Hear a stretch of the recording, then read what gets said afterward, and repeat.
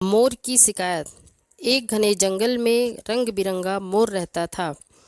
उस मोर की सुंदरता और नृत्य के चर्चे दूर दूर तक फैले हुए थे। जब भी बारिश होती, मोर अपने पंख फैलाकर नाचने लगता था और उसका नृत्य देखकर जंगल के सभी जानवर उसकी तारीफ करते थे।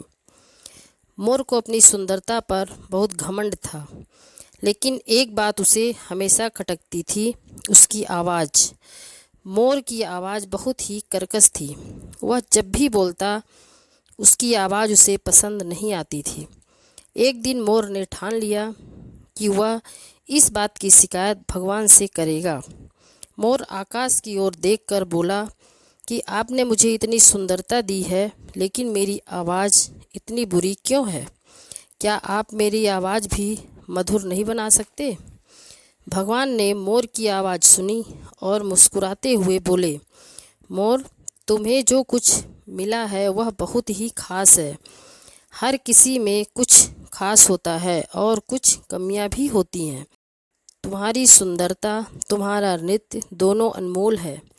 यदि तुम हमेशा अपनी कमियों पर ही ध्यान दोगे तो तुम अपनी खूबसूरती और अनोखेपन को कभी नहीं समझ पाओगे। इसलिए अपनी खूबियों की कद्र करो और खुश रहो। मोर को समझ आ गया कि भगवान ने जो उसे दिया है वह अपने आप में अनमोल है। अब वह अपनी आवाज़ की शिकायत करना छोड़ दिया और अपनी सुंदरता और नृत्य का आनंद लेने लगा।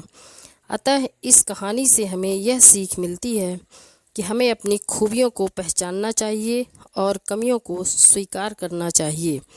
हर किसी में कुछ न कुछ खास होता है और हमें खुद को वैसे ही स्वीकार करना चाहिए जैसे हम हैं।